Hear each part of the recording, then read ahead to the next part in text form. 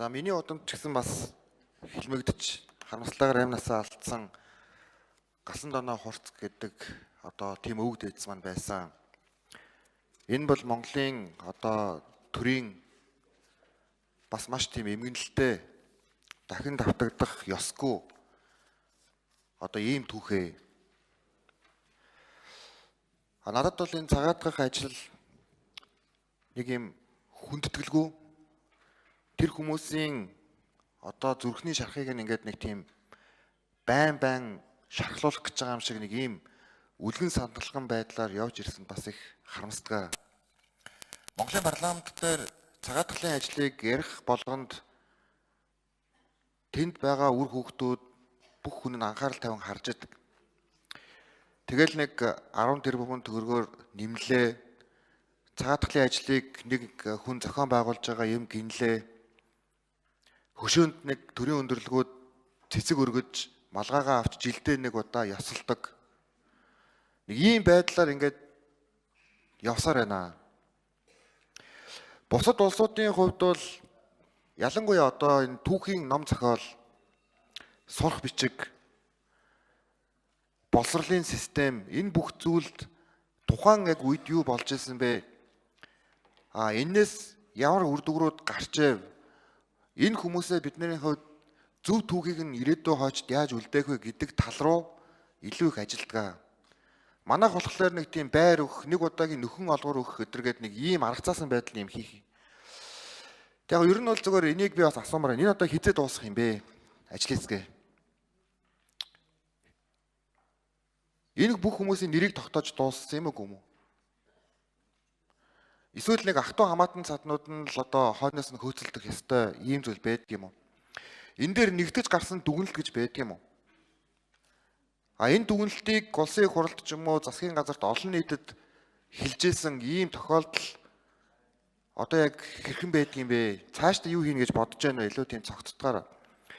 За хоёрдугаар би бас нэг зүйлийг бас хэлхийг хүсэж байна. Тэр нь ер нь бол ингээд сүүлийн үед хэрэглэхийн дарга би юм ярьж байна.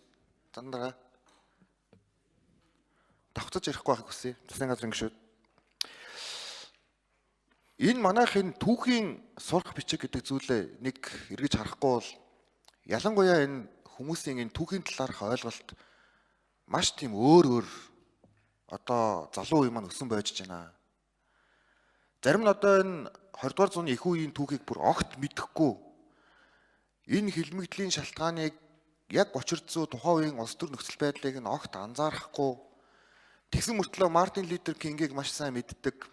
Солонгосын алдарт удирдагчийн түүхэн киног нь сайн мэддэг нэг юм шинэ үе боожж бий болж байна. Тэгээ түүхээ бид нэр мэдэхгүй ингээд явчихаар өнөөдрийн цаг үеийн үн цэнэ ингээд ойлгохгүй болчихж байгаа юм. Тэгэхээр энэ сурах бичиг хийдэг одоо би л хүүхдүүдийнхээ сурах бичгийг уншихлаар туйлын тийм учир дутагдaltaй нэг ийм байдалтай ингээд байгаад байдаг. Тэгэхээр энэ зүйлийг бас нэг цогцоор нь ингээд авчих үзэхгүй бол зүгээр нэг цагаатгалын ажил гэхлээр ингээд нэг юм хүндэтгэлгүй хилмигдэгсэд гэхлээр нэг яригцаар байгаад улиг болоод өнгөрцсөн нэг ийм сэтэв байдлаар Монгол улсын төр ингээд цаашдаа явах юм бол энэ ажлыг огт хийхгүй байсан тэр. Яахын ингэж заавал те жилд нэг удаа ч юм уу 2 жилд нэг удаа хүмүүсийн зүрх сэтгэлийн дотор нь байгаа тэр одоо шархыг нь сэтрэх гэж байгаа юм шиг ийм ярьдаг бол болох хэрэгтэй. Ийм байр сартаа. За. Санжи Метод дарга хариулъя. Оюун эрдэнэ гишүүний асуултанд хариулъя. Би бас тантай санал нэг байгаа. Үнэхээр энэ зүрхэндээ шархтай насан туршдаа яваад 80-ээр хүрсэн энэ улсууд уйлгаас өөр юу ч одоо хийж чадахгүй Монголын төрөөсөө хүсэж олон 10 өргөдлүүд над дээр ирдэг юм аа.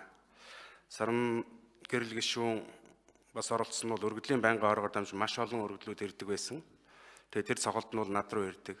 Их хурлын гишүүд, аймгийн дарга, иргэдийн хурлаар дамжсан олон өргөдлүүд ирдэг хэдий ч цагаатгалын энэ чиглэлийн асуудал нь 11 оны 12 дугаар сараас эхлээд нөгөө өргөдлөө хүлээж авах хуулийн эрх зүйн орчин байхгүй байсан. Хоёр парламент дамжиж байна. Тэгээд энэ хуулийн хугацааг сунгуяа гэж байгаа. Хууль батлагдсанаас хойш 2 жилийн хугацаанд өргөдлүүдийг хүлээж аван тагнуулын, прокурорын, за холбогдох газрууд нь шүүж тунгаагаад тэгээд одоо цагаатгаад энэ ажлыг 2 жилийн хугацаанд багтааж одоо бүрэн дуусгая гэсэн ийм чиглэлтэй байгаа. За нэр нь бол тогтоогдсон. Эзэнтэй нийтдээ 400 орчим хүн байсан. Өнгөрсөн жил хууль өргөн барьснаас хойш одоогор бас 20-од үнэн хорвоогийн мөнгөсийг үзсэн байх жишээтэй. Тийм учраас бол монголчуудын насны хязгаар хэд вүлээ. Тийм учраас энэ хуулийг бол шуурхай баталж асуудлын ч гэсэн бид 2 жилээр сунгаж байгаа ч гэсэн түүнээс наана энэ асуудлыг шийдэх чиглэлээр хичээж бид ажилланаа.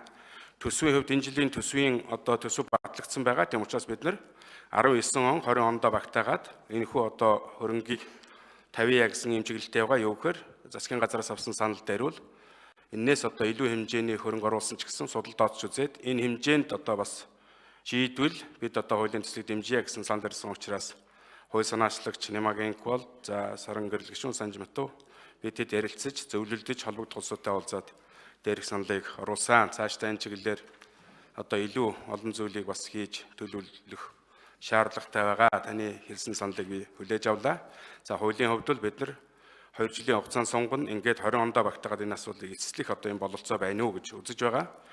19 оны төсвийн боломж гарах юм бол бид нар 20 он гэж хүлээхгүйгээр шийдмээр ийм л зүйл байгаа юм аа. Баасан хөгшөө асуулт тавь.